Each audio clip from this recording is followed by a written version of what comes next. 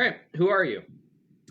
My name is Brian Yaksha. I write stuff for various clients within the broader spectrum of sort of the old school market, but I've also done a decent amount of newer school and completely D20 unrelated games.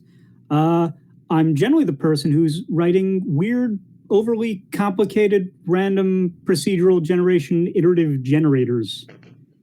I mean, that's certainly I think my introduction to you was either your blog, um, which feel free to hawk if you want, or feel free to Uh, hawk any product whatsoever. that's fine. Yeah, the goatmansgoblet.com, spelled how it sounds like it would be Exactly. spelled. Uh, Um, I actually thought your introduction to me was uh, when your old roommate Ernest was trying to find a place to get out of the heat. And I was just like, I was coming home from my shitty factory job, and I see this, and I'm like, yeah, fuck it, I'll be nice. I mean, This you. Joe person seems important and nice, so let me tell this other person, like, yeah, screw it. We got an empty room and there's a air conditioner, whatever. I mean, that was certainly like my first. That was my introduction to you as a person, right? But I had been like dimly aware of your work from just like the broad blogosphere. Um, but yeah, the very first time we ever interacted was when, yeah, my former roommate Ernest was like literally dying because it was like a heat stroke situation and his Yeah, AC wasn't working. And he had been texting me being like, Joe, like, should I go to the ER? I feel like I'm literally dying. Um, yeah. and I just I posted, and you were like, "Yeah, I can put him up." And I was like, "Wow, okay, cool, tight." Oh yeah, I remember the conversation because it was very much the energy of, "Are you a serial killer?" Without saying it, it's like, yeah, this is a valid question to ask. New York City, it's a Yeah, dangerous I place. have no idea. This could be a real like Son of Sam sort of thing. Oh yeah, I mean, I definitely feel like I gave Ernest some weird vibes too because a lot of it was just like, hey, I can bring over like some board games or some brewskis. I'm just like, nah, do whatever. I'm getting off a 14-hour shift. I'll let you in. There's the AC. That's the whole Don't worry thing. about it. Yeah. Um, so at that point, what had you done other than like started Goatman's Goblet that early on? Because this would have been, I don't know, nearly 2 years ago now. Yeah, 2019. By that, well, I guess in 2019, I'd worked on. I did some stuff for the first Chromatic Soup with Evelyn Moreau, and then I accidentally took over the second one because I remember having written like a few things for it, and then I think I just got really stoned one night and wrote like 12 other things, and certainly defined the voice of it by drowning out all others accidentally, which sucks in hindsight, but live and learn. It happens. Let's see. Oh, I had done some Dolmenwood stuff by that point because, I mean, really like the setting. I had conversations with Gavin and other parties associated with it in the past because the sort of central upper New York, Great Lakes region, like it's untoward to talk about one of the other creators behind Dolmenwood for a lot of very valid reasons. But I do want to specifically say, like, very much had like the greater Syracuse area vibe to it because I actually found out through talking to my brother about this. Apparently, there's some woodlands in the greater Syracuse area that people just aren't allowed to go to because there's some extremely toxic mushrooms there. And he knew about this because he knew somebody from that area who tried to, I believe, murder his wife by putting that mushroom in something. The amount of people that I found out were murderers or terrorists from the Syracuse area is higher than you'd expect. It's only like 3 people, but that's still kind of high. I mean, upstate New York does weird things to you. Oh, it absolutely does. Okay, so you pretty firmly, at least it sounds like, and correct me if I'm wrong, you pretty firmly came out of like the nascent OSR. Um, Yeah, that's fair. like you I would say haven't, that is certainly not where you've stayed. I mean, I would argue it's not where I've stayed because I hate most of the people who want that to be their stomping grounds. Sure. And I don't care for most rule sets. Like, it's all too cumbersome.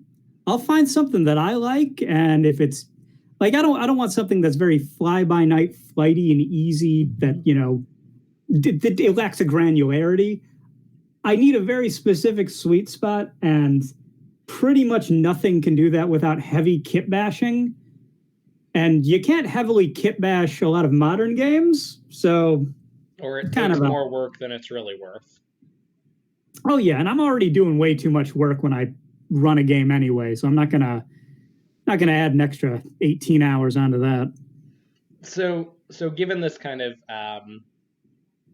antipathy toward the type of individual who generally considers it their stomping ground, and I guess antipathy toward rule sets and to some extent, how is it that like not only is the OSR where you kind of found your way in, but that you even started creating things within that space? I mean, ultimately, it came down to I just wanted to make things without having to care about these weird algorithms of math that you need for.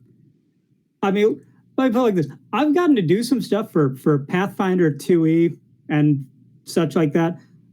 I look at those character sheets and I'm intimidated because that's a lot of math when I could just be like, roll a d20. If it's under a number, congrats. If not, oh no.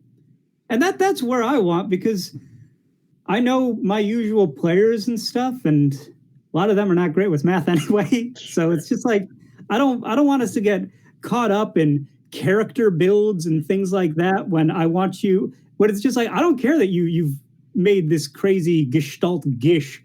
You are going to be making like poop jokes, and you're going to be, you're going to be punching like children because I know who you are. And you don't need to have that extra 17% bonus to play that terrible character. No, you're going to hit that child 9 times out of 10 already. I don't need to make it 99 out of 100. And it's just, I feel like the only big math game I ever really ran, I did run it for like 5 years, was Legends of the Five Rings 4th edition. And honestly, the only big math problems in that is calculating experience, because it's like, for this, you get 3 points. And on this level, it's 7 points. And it's a goddamn formula to decide whether or not you can level up or not. And it's just like, God, I don't want that. Okay, so that kind of takes me to, I guess, the other side of the question that I was trying to ask, but, going further. Like, what was your introduction to RPGs? Like, where did you come in between, starting and, like, then creating? When I was 10 years old, one of my cousins lied in that whole, like, my dad works for Nintendo kind of way about something relating to either Warhammer or D&D. 3rd edition had literally just come out. Okay. And I was able to get my hands on a monster manual because I love monsters. I love horror. Actually, funny, quick aside, I got to meet Bruce Campbell a couple years ago, and what I got to tell him was like, hey, when I was 6 years old, my great-grandmother showed me Army of Darkness because she's like, oh, it's got skeletons like Ray Harryhausen. Brian will like that. And it's just like, I've enjoyed your work ever since. And he was like, your great-grandma sounds like a really cool lady. And it's like, yeah. So like growing up in the 90s, dinosaurs, monsters, all that stuff sort of meshes together into the whole just like cool stuff to enjoy. And I got into it because I got my hands on a copy of the Monster Manual, and I only got in trouble for reading that on the school bus when somebody pointed out that the Harpy had boobs, and I was just like, not interested. Show me more skulls. As someone who has read the 3 or 3.5 Monster Manual many, many times, yeah, I get it. It's a rad fucking document. Even if I never want to play that era D&D again, like the closest I'll get is I still kind of love D20 Modern. Um, Not for any good reason, just for like deep nostalgia. Um, it was the first time I think I like saw a game that wasn't explicitly horror, but Yeah, could be if I wanted it to be. Um, it was like I it. rem- There was an yeah, edge case game for the first time in my life, I think. yeah. I don't think I ever. No, I owned the pulp supplement. I had so much of the D20, like the third 3.5 edition line, and that all got torched by an ex at one point in my early 20s. Like literally burnt. Uh, well, thrown into a dumpster while I was in the hospital. Wow. Okay. Yeah, fun times. Live and Yeah. learn. But yeah, I actually remember really enjoying, I think it was called like the Threat Manual, or it might have been in Urban Arcana, or whatever they called their urban fantasy setting, Yeah, I where they think it was had Urban like, Arcana. yeah, they had some like interesting takes on like aliens and stuff. And it was like, I kind of like this. That's kind of interesting. Let's see. That should be an answerable question for me, considering that I have the entirety of D20 Modern in PDF. Because I feel like I should know that. All right, D20 Modern, Urban Arcana.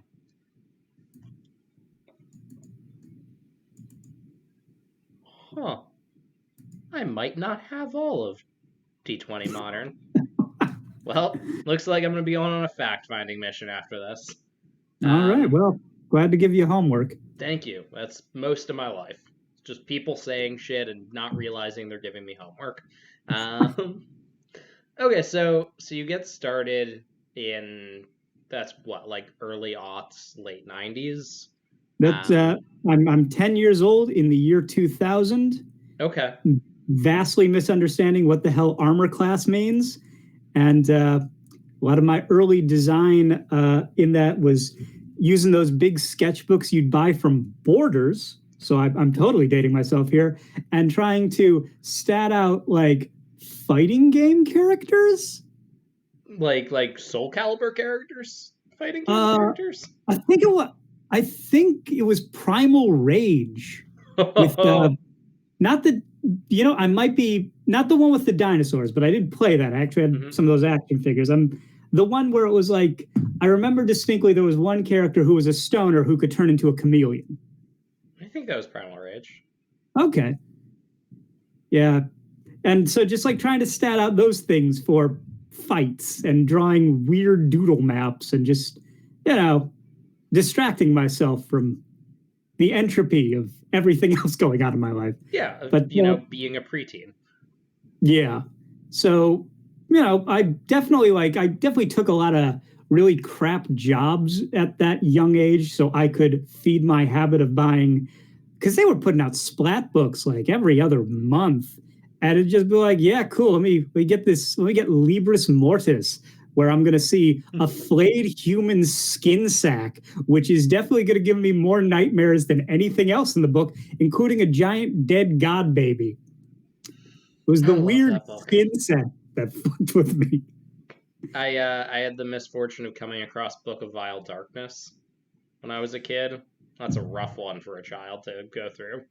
See, I went out of my way to get that, and it seemed less disturbing to me than like Lords of Madness and its implications, or Libris Mortis, because like Book of Vile Darkness, oh yeah, if you torture somebody, they're gonna take some damage. It's like, well, yeah, no shit. If you do some drugs, you might end up doing some bad things. Yeah, I know. Thanks, Captain Planet. Yep. I'm aware of this. I think like I look back, I'm like, what's the edgiest thing in there that's like what the Xenomorph parody? Yeah, I really didn't like the character class that like manipulated rat swarms. Oh yeah, the God, was it? Yeah, I know what you're talking about. That and like the cancer mage, where it's just like, oh, this is some squicky stuff. But I think around that time I had seen the 1980s version of the Blob, and then that was the new like level for horror that I could just be like, no, thank you. And so everything in there was just like, it's funny, whatever. And Yeah, then I also watched the crappy Dungeons and Dragons movies where in the third one, the best one because it's the worst one of the characters is a cancer mage, and he's the only one having fun. He's chewing all the scenery. He's got really terrible makeup. And it's like, yeah, love this. Okay, so I mean, my introduction to role playing games was an explicitly horror game, right? Like growing up, horror was a big part of my life. Like some of my earliest memories are sitting in bed with my mom, watching the like shitty B horror movies that used to play on Fox 5, like in the middle of the day, and like eating Pringles. Like that's stuff I remember from like 3, 4, 5. And so when I got into RPGs, like it was Delta Green, which is basically Call of Cthulhu. That was before D&D for me. But that's weird, right? I feel like most people in the US come into like fantasy RPGs. And then that's maybe where they stick. They might find a science fiction RPG. But I find it's usually a while before somebody finds their way to horror. But like as someone who, has a horror background and is down with like the horrific, where was the first time that like those paths crossed for you? I don't think I ran anything necessarily horror until I ran my first like successful actual campaign when I was maybe 19 of Dark Heresy. That fucking game. Okay. Yeah, and it's like I had a lot of fun. You talking about how you got into it made me reflect. Like I used to run vaguely, I would call it like a mashup of like Pokemon and Buzz Lightyear Star Command stuff with little clay things I'd make with my. I have 3 brothers, so I would run stuff for them, and it would just be like making weird stuff. Whatever I was into that week would be into it. Definitely some reason there's a deeper appreciation for Monster Rancher for me. Oh God, I love Monster Rancher so much. Ripping into that, yeah, just yeah. So I feel like, but for horror, definitely not until my late teens. And even then, I feel like I've run one successful horror campaign. I would argue my Dark Heresy thing wasn't even horror. It was just, 40K. Sure. It was a miserable place to live. Grimdark is not horror. Yeah. Yeah. I was talking about this with some other design people because we were just talking about horror in general. I ran in 2017.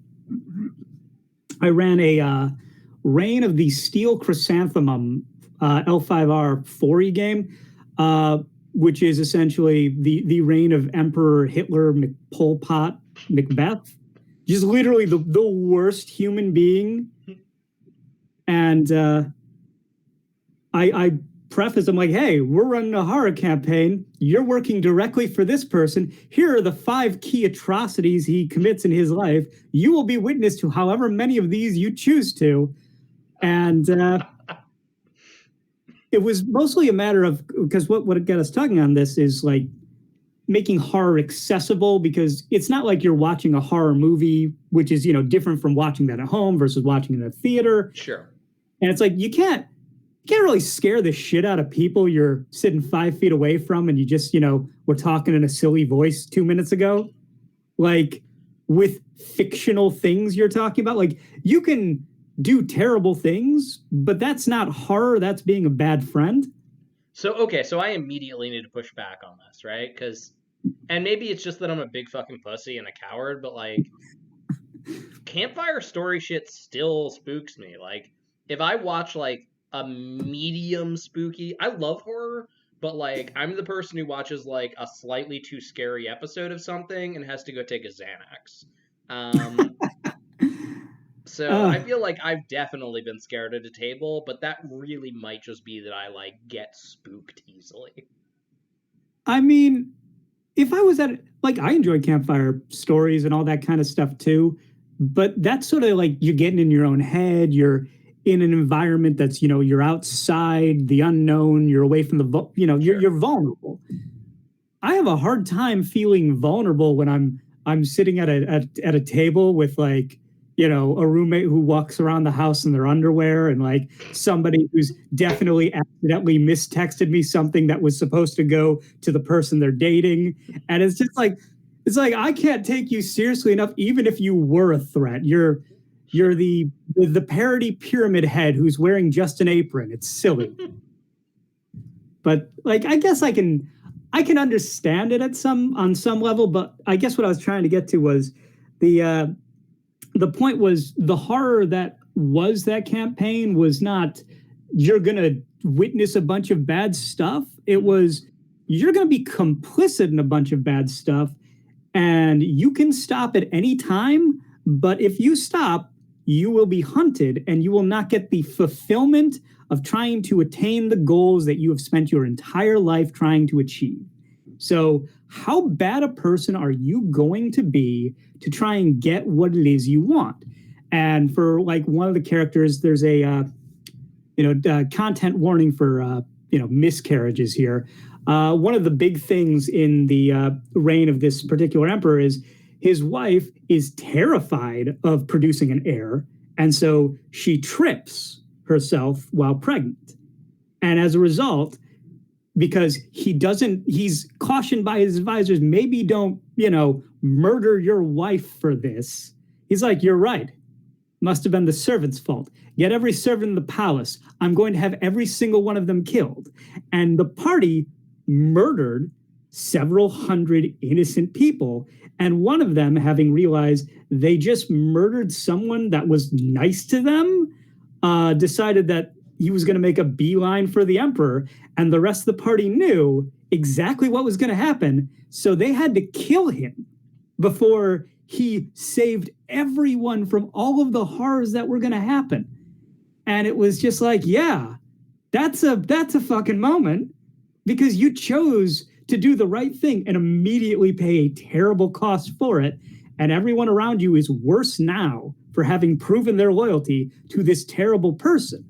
And it just kept compounding like this. Every time it looked like, someone was going to be valued or escape from this terrible cycle, something would come up and they would choose to embrace their worst aspects rather than, walk away, because it's the sunk cost fallacy. Mm-hmm. And there's nothing more horrific than that, of just like, well, I've already killed 5 people. What's another 1,000? It's just, there's statistics at this point. Mm-hmm. And making characters who started off very hopeful and innocent just become these jaded, horrible people.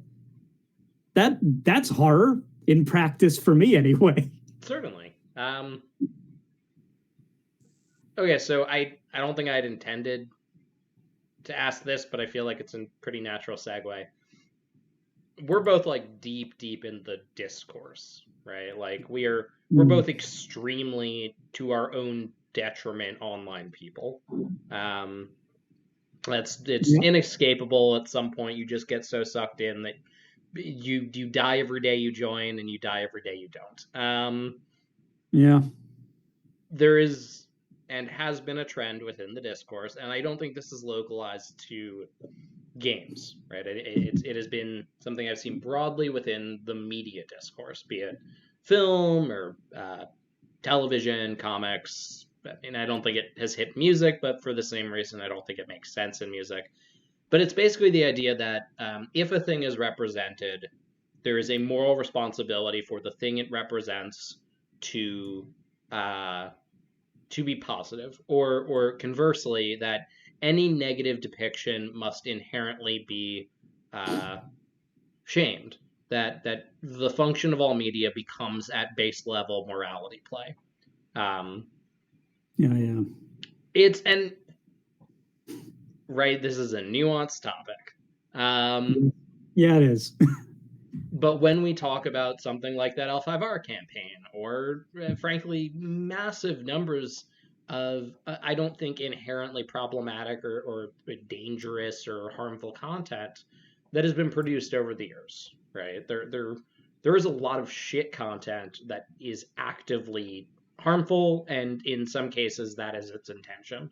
But there's a lot of stuff that's good and is not actively harmful and was not intended that way, that I still think very basely misses the morality play requirement if that's how we approach these things. I mean, my hot take on it is, given the societal hegemonic orthodoxy, I will not subscribe to their belief in what constitutes morality, which, it's like, hey, that's kind of a cop-out on a way.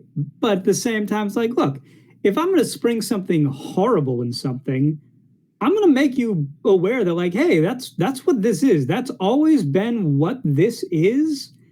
And if you didn't see it before, I guarantee you I did not hide it. Like, I guess let me give an example, because that sounds a little bit insidious. I used to make comics with my roommate, and for about 6 years now, one of the first characters we killed off is the only like out and out gay character in the cast. And that, like, in hindsight, it's like, yeah, that sucks. At the same time, definitely made it very well telegraphed 30 pages before this character gets got. Absolutely a chaser, absolutely kind of a shitty, I'm going to use my wealth to defend myself kind of person. And also, once they're dead, they're still like a main focus character, because, hey, someone in your friend group has been murdered. You don't just walk away from that. And their presence and their legacy and their influence over everyone, like, that's still very present throughout.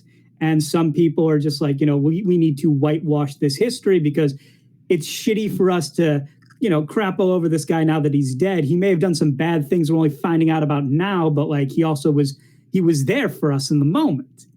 And it's sort of the case of, like, yeah, that's kind of a complicated moral situation of, when do you decide you're going to forgive a dead person for doing something you didn't find out until way after they died, which may have directly affected you, but maybe it didn't.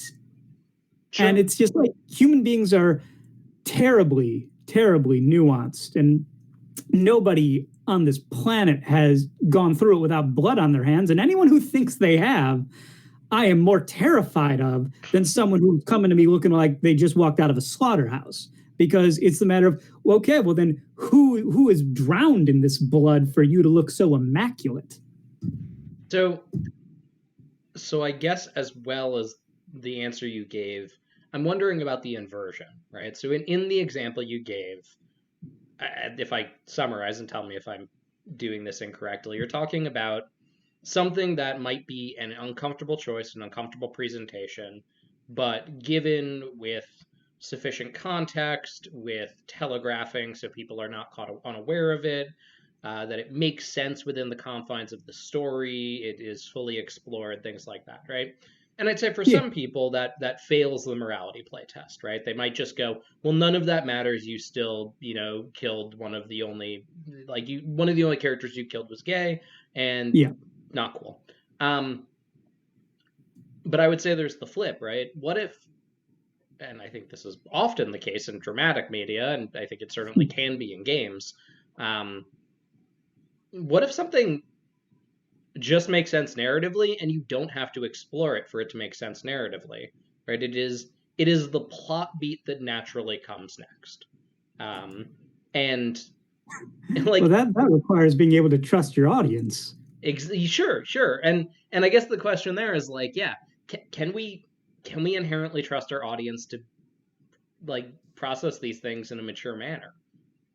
Well, here's my cop out to that, is that I don't make these things for my audience. I make them because I need to get them out of me.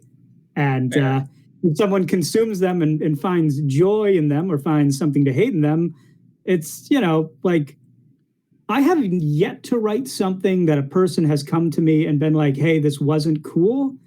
Mm-hmm. But I would also say, this is the part of the discourse that kills me. It's the John Mulaney, I am often wrong. It's like, if someone's like, hey, you did this here, I'd be like, oh, I'm so sorry. I did not realize that I had done this. I'm going to take some steps to fix this. Here's some fixes in the moment. I'm going to try and get to making sure that this is amended as soon as possible. I'm so sorry. Thank you for bringing this to my attention. The fact that a lot of people who are in the discourse with the hooks in them can't say that is astonishing. Yes. Because the apology is to liberate yourself as much as it is to make amends, but which is like there's a difference between saying sorry and apologizing. Yeah, certainly, yeah. Yeah, which is, well, that's me being like, I realize what I just said could be taken out of context in a bad way. So let me preface this. But yeah, like you have to be able to trust your audience, but at the same time, like your audience needs to be able to trust you. Like, sure. When I was working in, making comics and stuff, I made very clear, like, hey, look, this right here is, if you've seen Fright Night, the original, it is of that tier of what's going on. So there's going to be some body horror. There's going to be some, not necessarily like sexualized boobs or whatnot, but there's definitely going to be some partial nudity because people are people. And that's sort of what it is. I'm not going to spring something on you that you would not see coming. Sure. Because I've given you all of the preface from the get-go that these are the dynamics we're dealing with. We're dealing with topics of like systemic familial abuse and just, the cycle of violence, the sins of one's parents, all this kind of stuff. This content is always going to be prefaced, and we would put like content warnings when, we've got a hard murder coming up or something. But it's like, we're going to preface all of this such that you don't get to be surprised, because I wouldn't want to spring something horrible on you without preparing you for it. Because okay, so no, how am I going to get the payoff? That's really interesting, right? Because I think that's pretty much a genuinely new impulse across media. And that's so weird, because that's watch a horror movie. They always preface what's going to happen. It's the jump scares now that are that. Like, if you watch the original Halloween, sure, Mike after Myers, a certain point, right? Like, use horror as an example, right? Yeah, I mean, once you get to the slasher era, and Halloween is certainly, I want to say, proto-slasher era, right? I would say slasher era probably starts 2-3 years after that. In like response to that and Friday. Exactly. But once you hit then, certainly, right? The telegraphing of scares becomes, if anything, an enjoyable aspect of attending a horror film. It's how you get the screaming at the scene, at the screen sensation, right? And why that becomes enjoyable. But if I look at horror prior to that, right? Even in the decade prior to that, so at 69 to 79,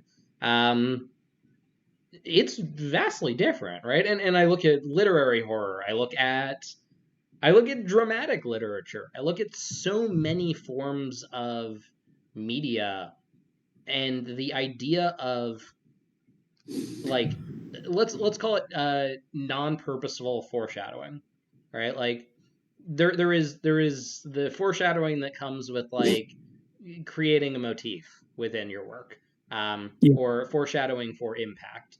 But foreshadowing essentially as a protective act is really new.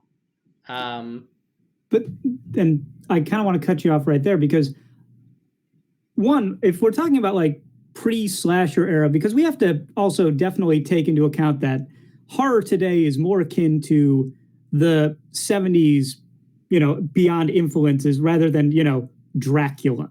Sure. Dracula totally. may still be an influence, but we're not reading the whole of Dracula to create a horror scene. 100%. Yeah.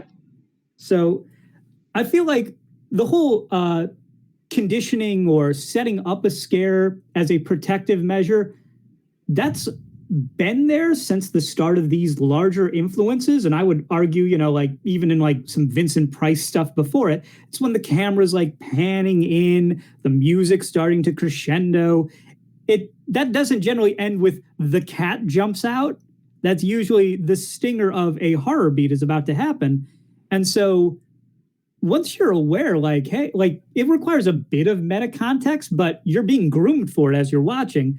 As the camera pulls focus on something, as the music swells or goes silent, this is a change in the atmosphere from what I just had, the decompression. And as a result, something is about to upset the balance. And that's when you get, tighten your chair or, you avert your eyes.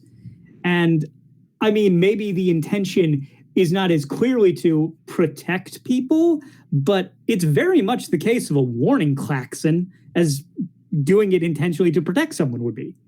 I don't like I think those are vastly materially different things. Um, one is to, if anything, heighten the effect produced, right? Like I mean, yeah, the reason you swell the music, the reason you have that tonal shift isn't necessarily to prepare the audience to like do this, right? If I wanted to lessen the impact of a scare, I would not telegraph it. So much of what comes is the anticipation of it, right? And that's been pretty well established at this point, right? Like if you I watch horror films with their scores removed, they are vastly less like terrifying things. Um, yeah, but then I guess my issue with that comes into, but we've also been conditioned to expect these things now, and that way, like Exorcist 3, with like the horrific murder scenes that happen there in pretty much silence, or pretty much you're just watching it happen. And that's where the horror is. You're stuck in this moment and you've not been prepared for it. That's a deeply specific example, right? I Exorcist mean, 3 uses it for effect, right? I don't want to cite the Paranormal Witness movies, which are top tier cape comic movies, Sure. if you really pay attention. But like that's kind of the case with those movies too, because there's no score. There's just a lot of silence, and the big scares are the smallest things in them. And there's Blair Witch and I mean the entirety of the found footage genre, right? Be it Blair Witch or Wreck or anything like that, right? It is possible to make horror where the like score is not an integral part of the scare. But again, if we're talking about the influences of 1970s horror, which I would agree is very much the time that we are living in right now is being referenced, the score is very much integral to the type of scares that are produced and how they are telegraphed and enhanced. Right? That we later in the 80s and 90s and aughts get films that subvert that expectation is I think a different thing. But all that aside, right? Whether or not it is the cause of a heightened scare or the protective measure, which I think is a strange claim. I think there's a material difference between essentially I mean, in some cases diegetic, in some cases not, but an in-universe, in-work aspect and a explicit call out within a work to avert an individual from something that might cause them harm.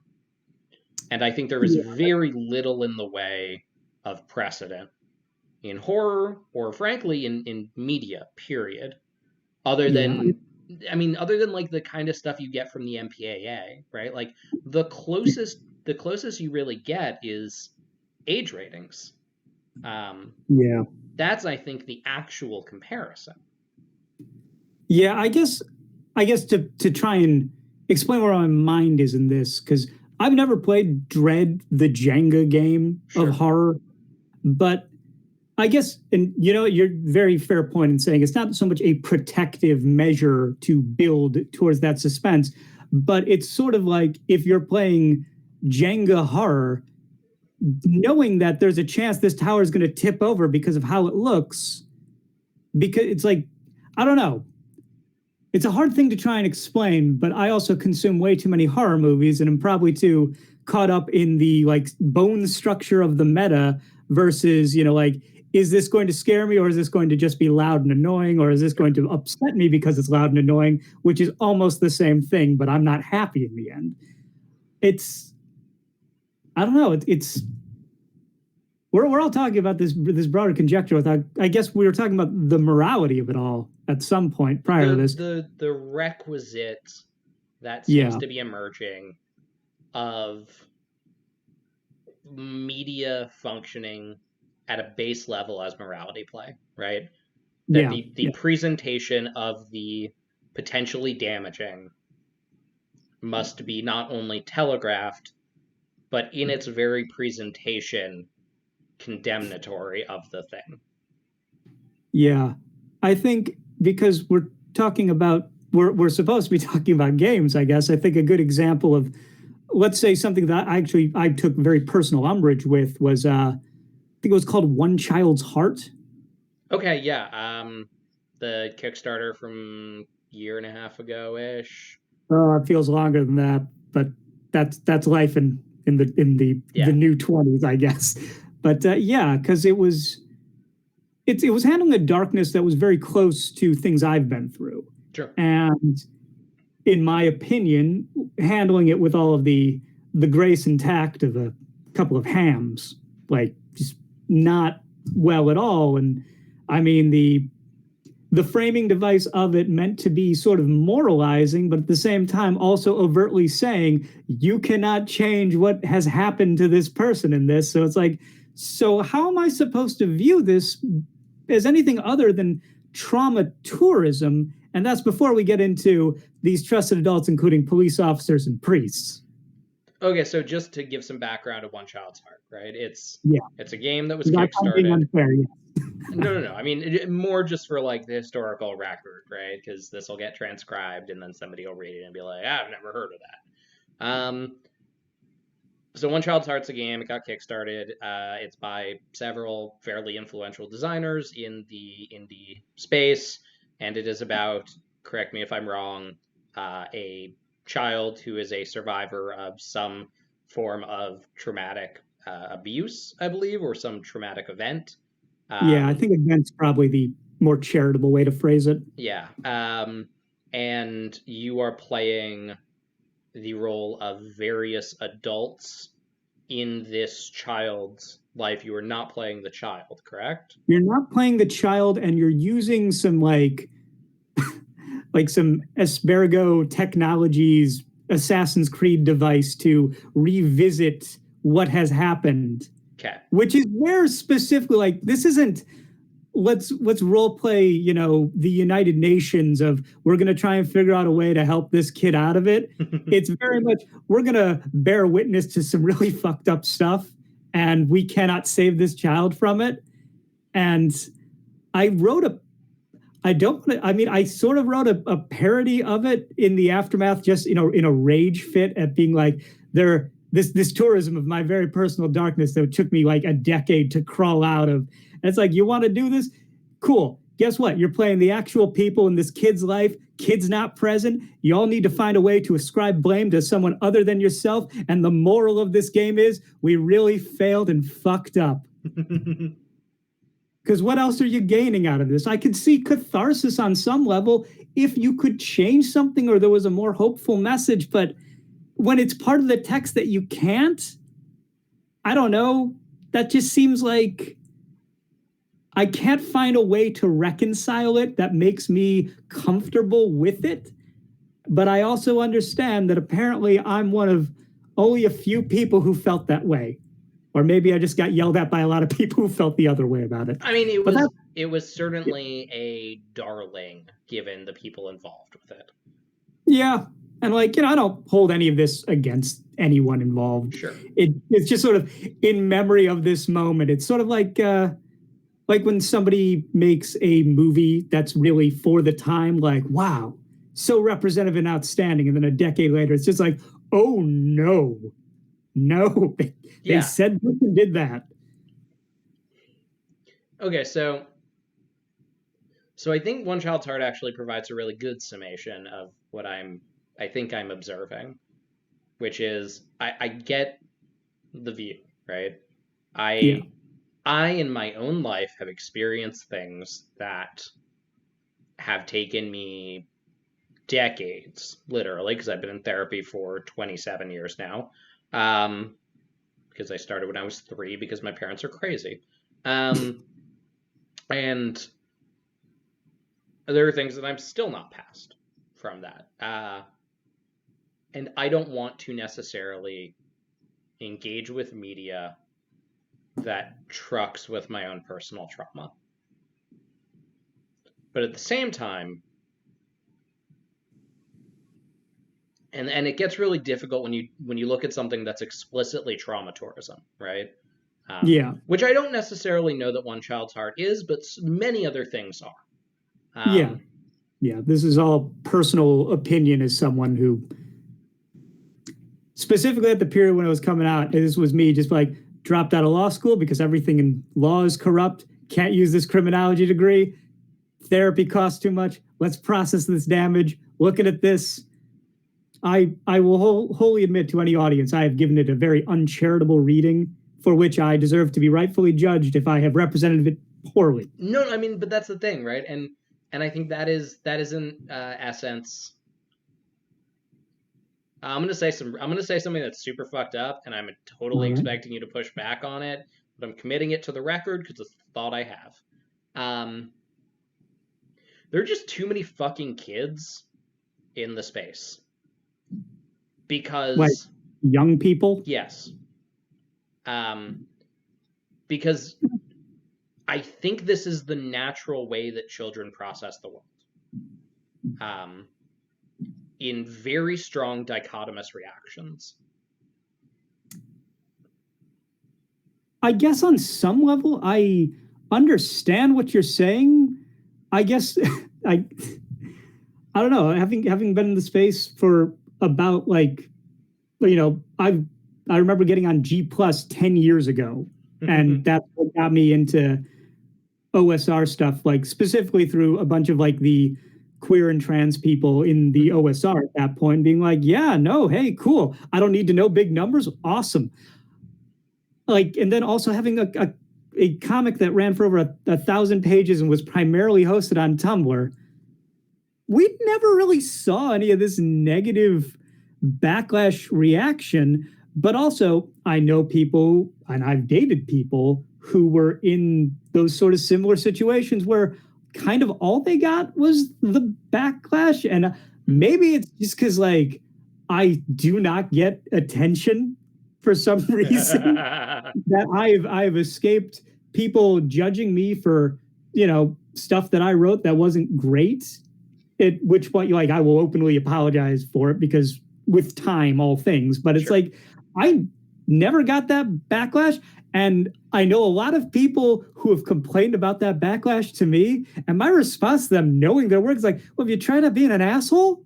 Because most of them are, or like they're. I have sort of this happened last year. I had a person who I left a group that I was in for like 5 years because a bunch of people came in and they were all terrible. And a person in that group was just like, yeah, well, is it terrible if like this happened? And I'm like, yeah. Did that happen to you? Yeah. I'm fine. I'm like, are you? He's like, what? I'm like, it's okay to not be fine. You're the only person who's told me that. I'm like, yeah, I'm really sorry that happened, but like, you shouldn't be taking this out on other people who are angry that these things happen. Like, it was not okay what happened to you. You deserve to know that you can, like, that was unfair and you deserve better. But like, don't be angry at other people in literally the same circumstance, being angry at these things because you have processed your trauma differently. It's just like, I don't know. It's once again, it's a very complex, nuanced thing. And like, yeah, younger people are going to come in seeing the errors and the falsehoods and all the misery of those who came before them and say, we don't want to do this. We don't want that. So we're going to make changes and demand change. And then I wish I didn't believe in like the cyclical nature of it, but they will create their own problems and then they will be called out by the next generation. We're imperfect creatures. You just got to sort of accept that and try to be better when somebody comes to you and says like, hey, this really hurt me. And I think there's a difference between someone saying this is bad and this hurt me. See, there you go, right? I don't disagree with anything you just said, except a trend that I've seen, and I see it reflected throughout history, because you are correct, it is deeply cyclical, is the distinction being lost between this is objectively bad and this subjectively harm me. right? Yeah. And what I think, at least my theory behind this broad media shift toward a belief that all media fundamentally needs to function as morality play, is we are at the point of the cycle where that is flattening again. What do you mean by flattening again? That the distinction between this harmed me and this is bad is disappearing. Yeah, like intertwined. Yeah, like not even just intertwined; that they're essentially conflated, right? I mean, I get what you're saying, and I've definitely dealt with some people as a person coming in and being like, "Hey, maybe not." It's when a person has conflated the two, I think the appropriate thing is to really delve into why it hurt them, because then you can get to that subjective thing. But you're also definitely going to have, because this is the fucking recent discourse. You're definitely going to have some predominantly white people coming in and being offended on someone else's behalf, and it's just like, well, no, you're missing all the nuance, and you're making this about you, and you're centering this about yourself. Absolutely. And yeah, it's been a fun week. I mean, it's been a fun month. Let's be honest. Oh yeah, I've been dealing with this crap since my birthday on the 27th. Very disappointed with a lot of people. Yeah, I wish I still had the capacity to be disappointed. Yeah, on some level, you just want to believe that. I had to say this to a person earlier today, because it's just like, you need to believe who people are when they tell you and show you who they are, or else I'm going to have to start believing you when you show me who you are. Because I would like to believe people could be better and that they are capable of like shame and growth. But I don't know why I believe that. Maybe it's because I'm capable of shame and growth. I mean, possibly. I believe a hypothetical individual is capable of growth through shame. Yeah. I do not necessarily know that the space we are in attracts that type of individual. Yeah, I don't know why people come to this space expecting to gain power and influence. They know they're just nerds talking about book stuff, right? I've had a long-running theory that the people who find their way to RPGs are the people who have been rejected by every other media subculture they've tried. I mean, I definitely got more into it because I assumed it couldn't be as bad as comics.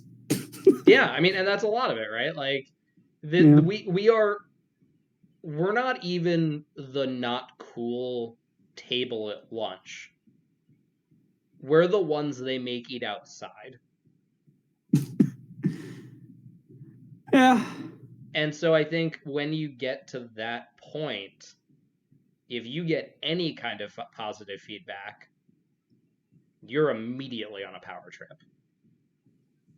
Which is just so weird, because it's just like, you using that. This is the kid who's, chugging super glue, being like, hey, you're very cool.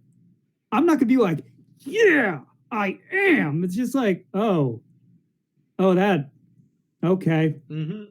That is the appropriate reaction. Yeah. I don't, like, there's definitely, I don't know, recently I've come uncharitably into, there's definitely a racial element to it, and I wish that wasn't a thing that I had to make more of a surface level than it definitely is. But it's like, so there's this whole theory, and I wish I could remember what it's from, because it's definitely something I learned in a social working class, about the language of power, which is essentially predominantly when you're dealing with a lot of heterosexual, cis, white people of any, chop those up how you want. Sure. They're coming at this from the position of, I am correct. I am correct. And that's why I'm right. Sure. And so I, being not two of those things, have had to come into it with, hey, not three of those things. Had to come into it with just like, okay, I know this language. I know people who've spoken it to me all their life. I have had illusions that I could speak it before, which were disgracefully disillusioned for me. And it's, I cannot speak that I am correct, but I can speak that you're correct, but I'm also right. And that means someone essentially having, the way I have to speak to some people is to get them to climb off their high horse while still believing they're on it, because I've come to them charitably and said, yes, but also this. And they're like, I must have meant that because I am correct. See, it's there's, like, yeah. There's a related form of mental fuckery, let's call it. Yeah. If you come to a person outraged and assuming that they already agree with your outrage, they will find themselves agreeing with your outrage. It's one of the easiest ways to change a person's opinion, right? Is, and you said it at the end, right? Oh, I must have meant that. Yeah.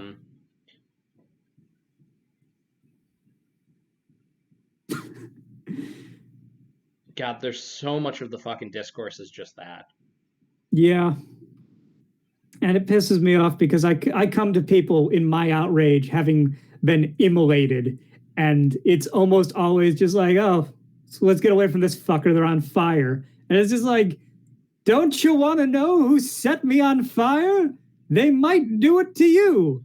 I've been on fire for years. Please listen. Or throw some fucking water on me, maybe. And they're just like, nah, you're worried you're going to burn down this gazebo. We're going to go away now. Have fun being on fire. Yeah. And then 2 or 3 years down the line, they'll be like, oh, watch out for that person. They're setting people on fire while my body smolders as these fucking calcified bones just crackling. Yeah. I mean, there's a reason there's a very strong survivorship bias within the hobby. Yeah.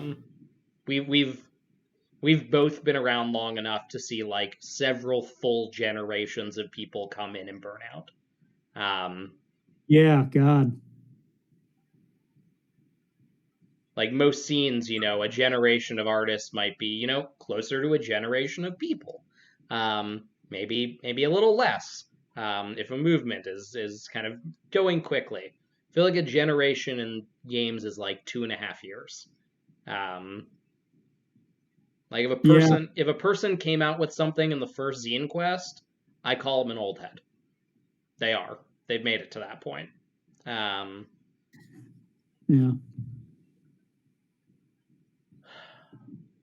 So what's next?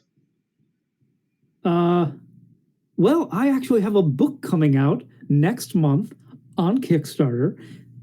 That's true, but I'm also being facetious because we're exiting some very dark topics. A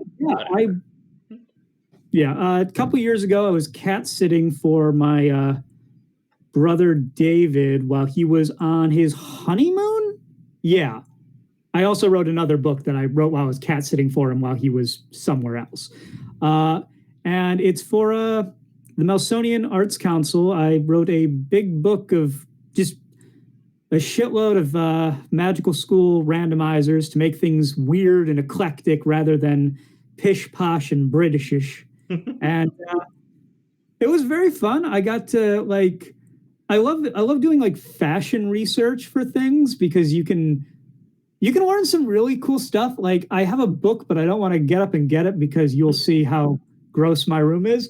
But it talks about there's a specific stylistic period in the Netherlands where they wore these huge collars that were like boards, and it had something to do with essentially memento mori and just yes, we're presenting ourselves as severed heads because you must remember our faces. And it's just what a fucked up movement for 3 years in the 1600s. I love it. and so I got to write a bunch of stuff like that, and I got to cite a bunch of weird religious stuff because Troika has lamassus and stuff. So I got to cite the Adapa from Mesopotamian mythology, which I kind of like as a background because its special thing is you're playing horse with the universe, where once you've spelled out your name, you just become this quivering husk, and then the gods are going to come and be like, oh, this poor fool child. Send him to heaven. This poor Messiah. And so just like getting to do fun stuff like that, or there's a whole class which I definitely did an additional bit of extra like sensitivity toning to it, because like I don't want to be commenting on Mesoamerican mythology as someone not of that.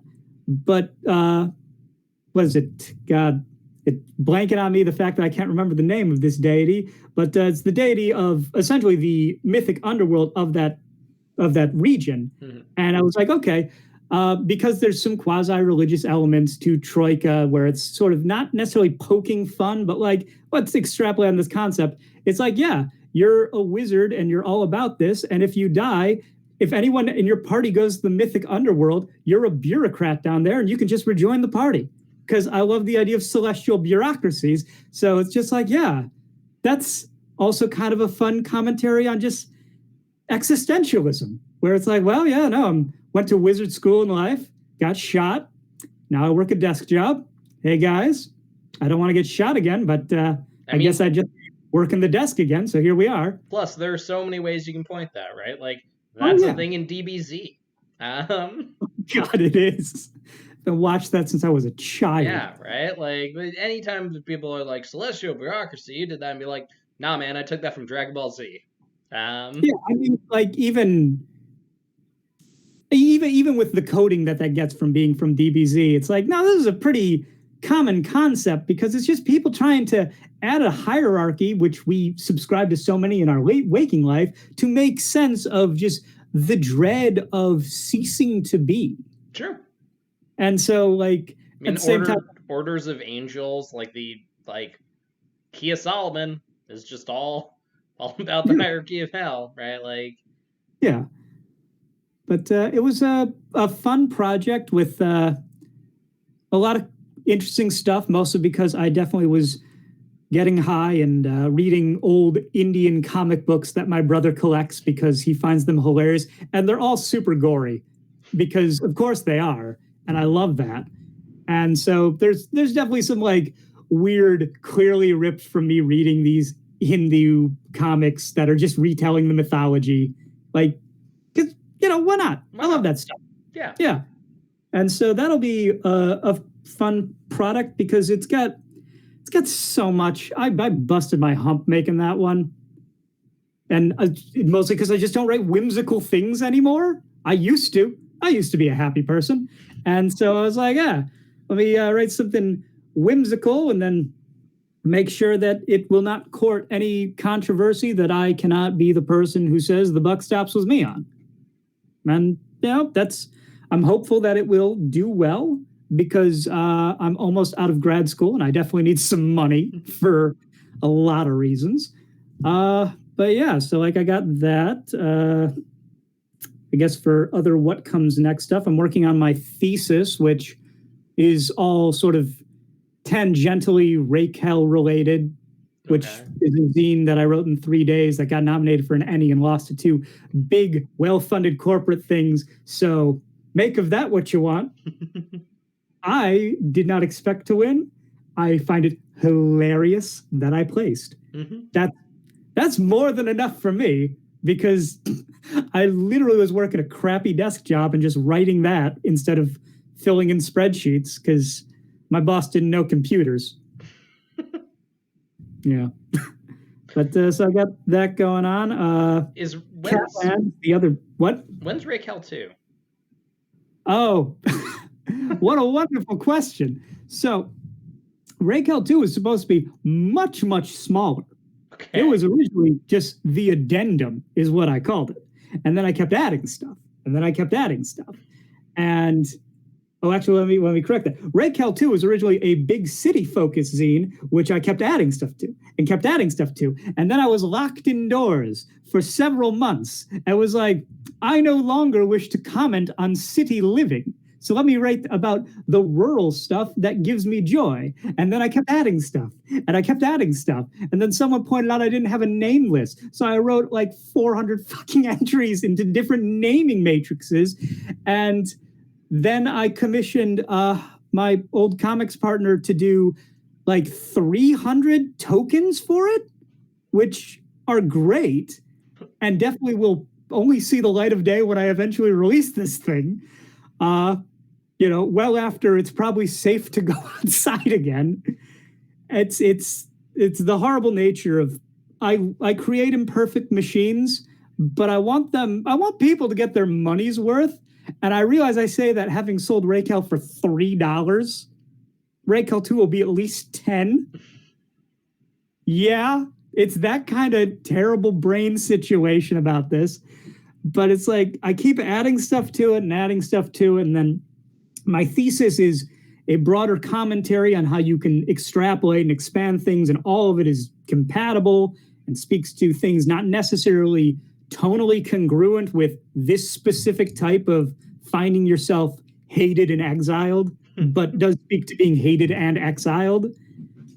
And I don't know, hopefully summer.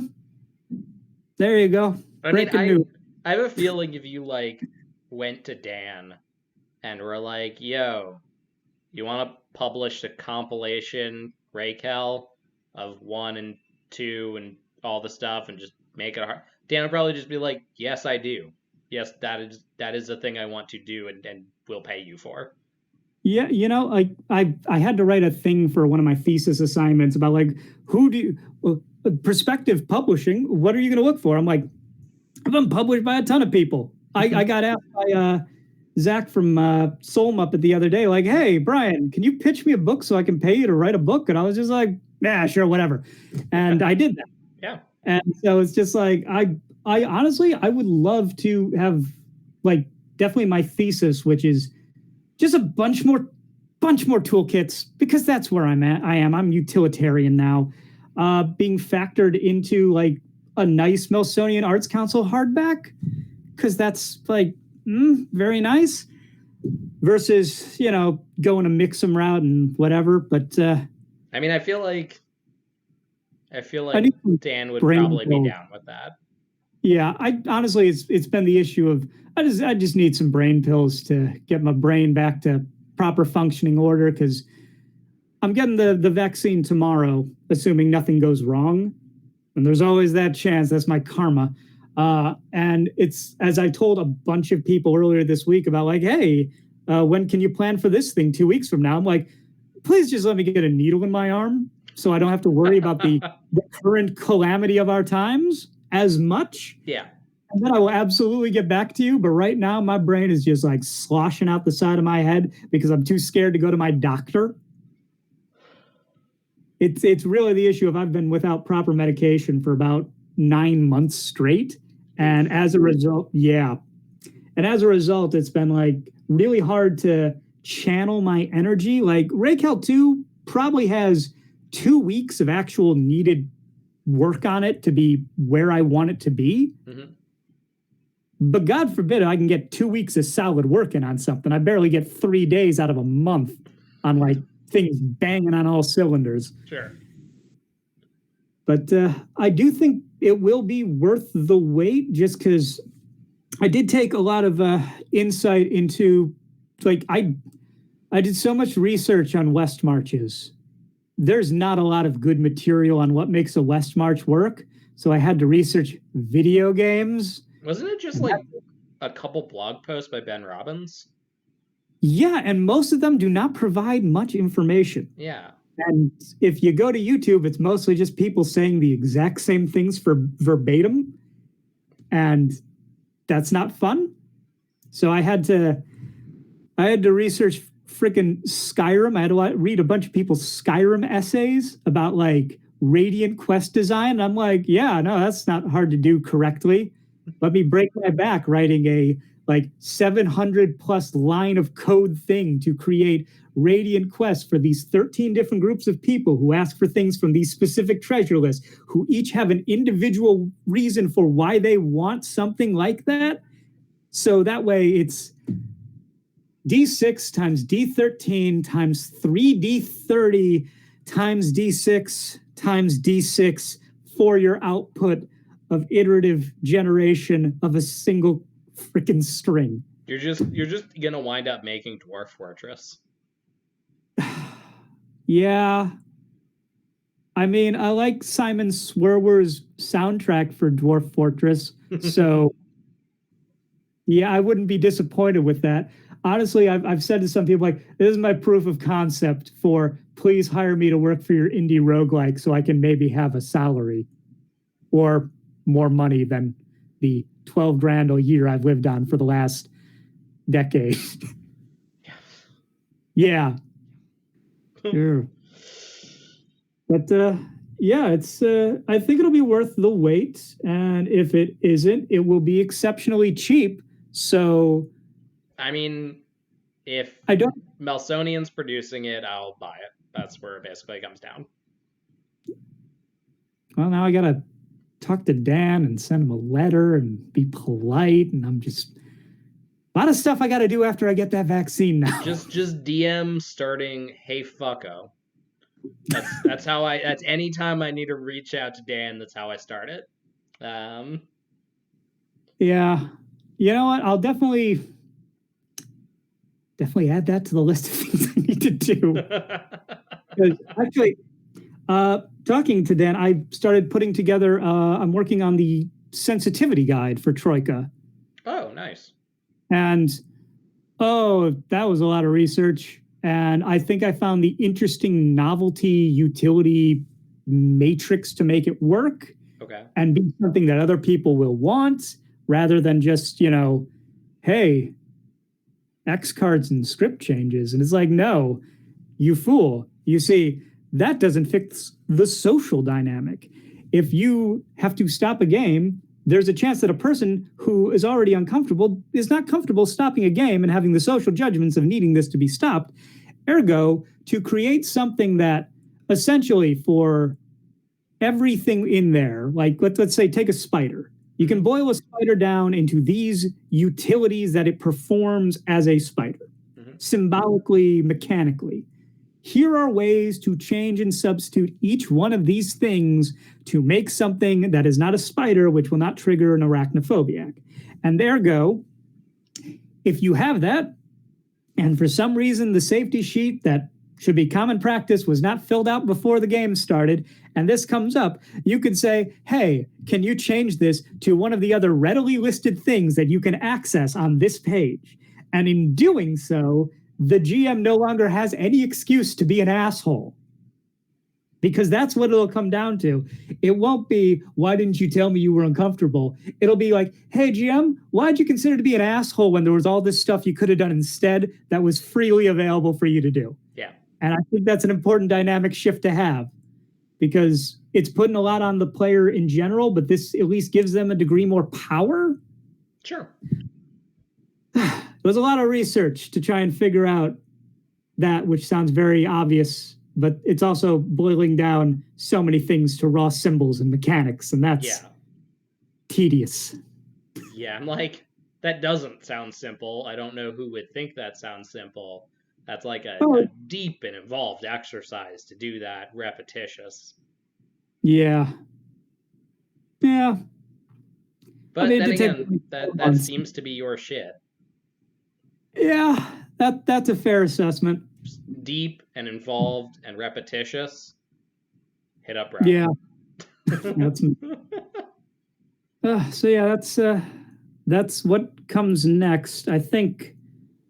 What else? I'm under NDA for a couple things, but those will be nice because they pay well, and other things that I can't talk without revealing due to NDA stuff.